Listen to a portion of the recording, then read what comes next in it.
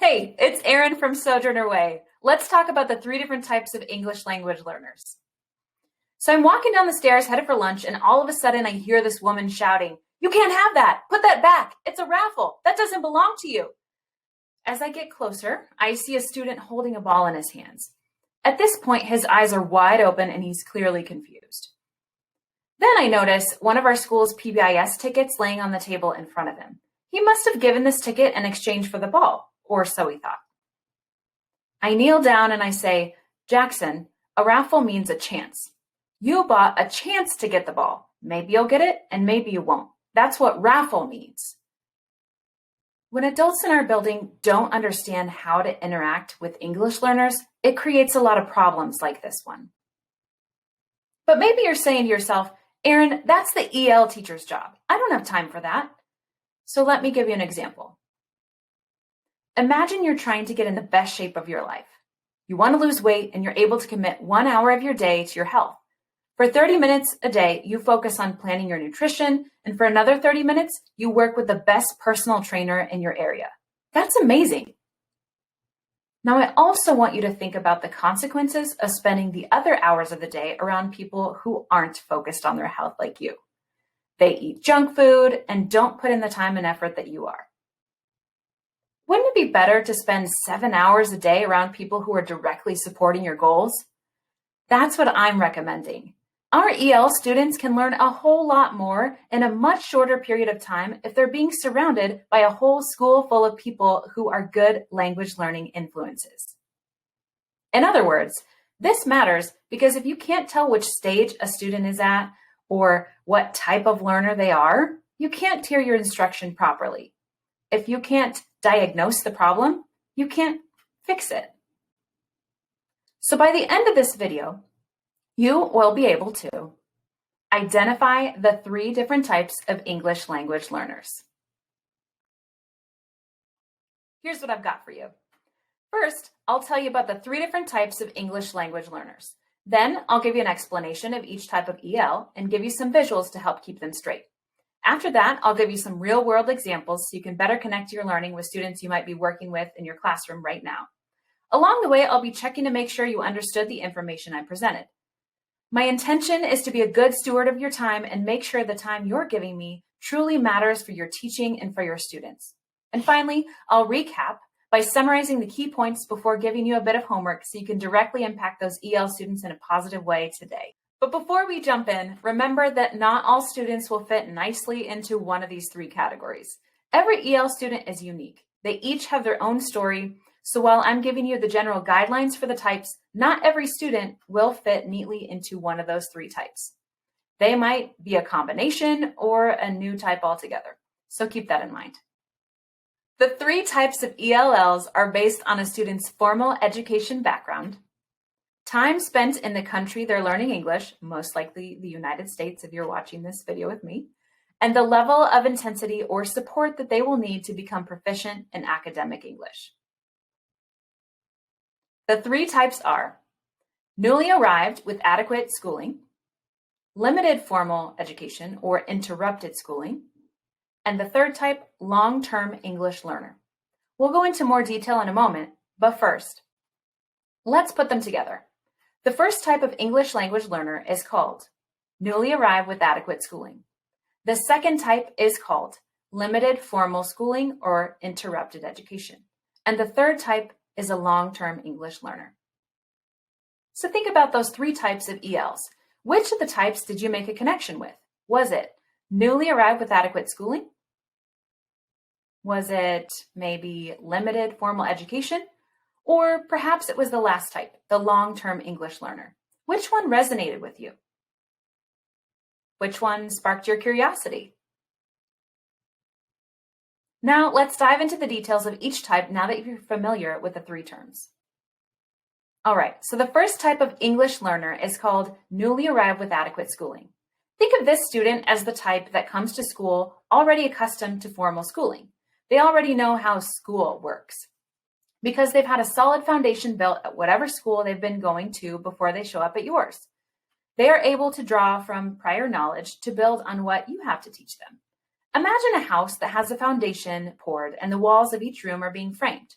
All you need to do is help them build the walls of their house. These students may have had English instruction from a teacher in their home country who relied on their native language quite a bit. So they may benefit from seeing things written on the board and take some time to familiarize themselves with spoken English. Imagine your foreign language in high school. Now, the second type of EL is called limited formal schooling or interrupted education. This learner may have just arrived in the United States, or they may not have. Either way, they have not had consistent formal education. They will need the most support out of all of the three types because they not only need to learn how we do school, but they also have to learn academic English. Think of them as a house without a foundation.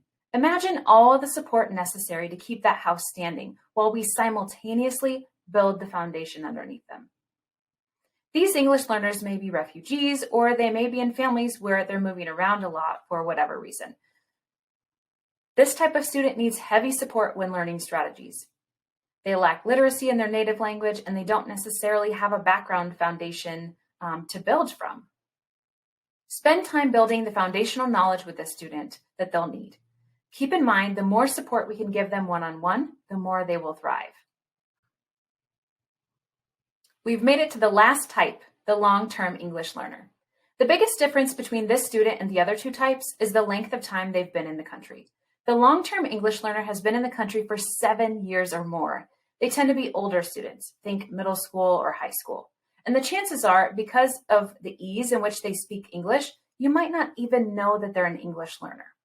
They usually speak fluent English, maybe better than their first language. Even if they started school in kindergarten because they just don't have a great foundation in literacy in their first language, so they probably lag behind in reading. These students might not even realize that language is a problem for them. They can get labeled as needing special education services when their true need lies in their academic language development. Think of this student as a house that's made up of two entirely different houses, each half representing one language, their home language and English.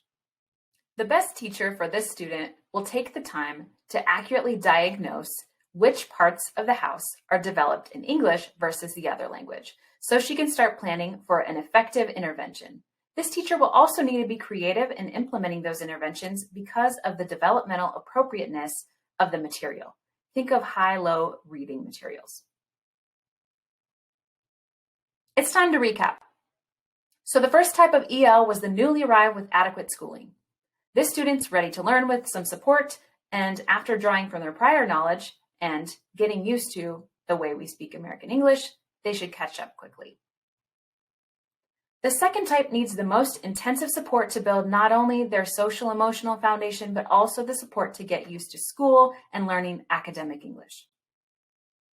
The third type, or the long-term learner, has holes in different areas of each of those language houses. And they might not even be labeled as an English learner in your mind because they speak fluently. Think of the student who's been in school since kindergarten, but still struggles to read on grade level. Now you've heard the details, let's see what you remember. Which type of EL was compared to a house without a solid foundation? The one who needs the most support. The learner with limited formal schooling. Which type was compared to the two different houses built together? The long-term English learner. And which type will most likely catch up faster academically? The newly arrived with adequate schooling, or the house with a foundation and the rooms already framed. Let's meet some of these students. Meet Du Yen. She's 7 from Vietnam. She went to school in Vietnam since kindergarten, and she's having a tough time understanding our American English. She speaks Vietnamese at home with her parents, and she had English classes before she came to the US, so that's a huge help. This is Abdul. He's 12, born in Syria to an Arabic-speaking family, and has gone to some school in Syria through refugee camps, but it was inconsistent. He lacks foundational knowledge in Arabic, especially with reading and writing. He speaks Arabic outside of school with his family and English when necessary in public. He has older siblings who speak English as an additional language also, and they can help him with homework from time to time. His parents work in a restaurant in the evenings and struggle to support their children's studies because English is their third language. Abdul often gets into fights with classmates over seemingly insignificant things like a pencil.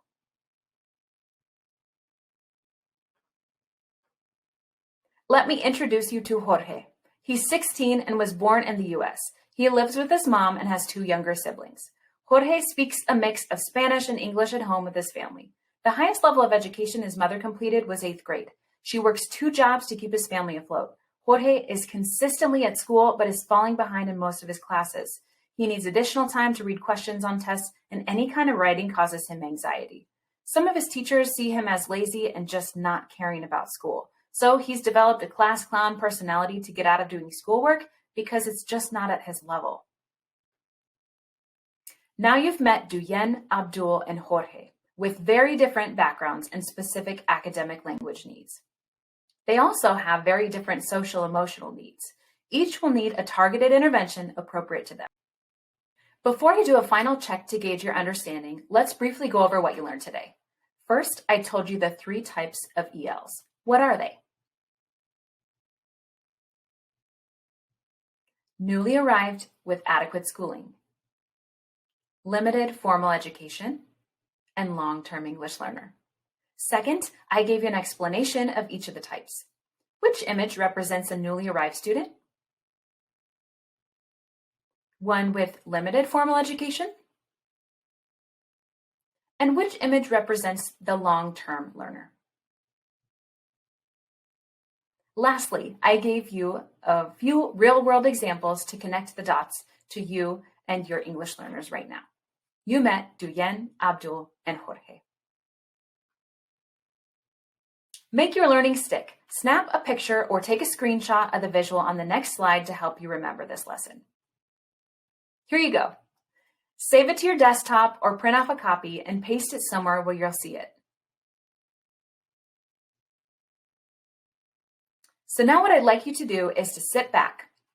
I'm going to give you an example of the 3 types of English learners, and you be the judge. Is this student a newly arrived, adequate schooling student, a student with limited formal schooling, or a long-term English learner?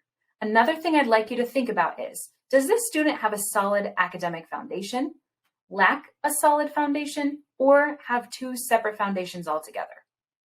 So listen to the example and decide, newly arrived, limited, formal schooling, or long-term learner. Here you go. This student has been in the US since kindergarten. She is now in 8th grade. Her reading abilities lag behind her peers, and she doesn't sound like an English learner. Which type is she?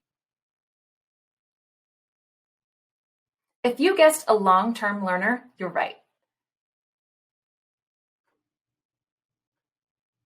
Now, think about an EL in your classroom. Which type of EL are they? What led you to that conclusion? As promised, here's your homework, or your next steps after viewing this video. Think of one tangible way you can support that EL student you were just thinking about in your classroom. Try to implement a small, sustainable change in your classroom. Maybe it's providing more things in writing, like a note-taking sheet for that newly arrived student with adequate schooling. Last, share this video with a colleague and join our newsletter to get more helpful tips on working with ELs. If you like this video, we've got more for you. Check out other videos you might like from us. Don't forget to like and subscribe to our channel to spread the word and get more teachers out there supporting Sojourners in their classrooms too.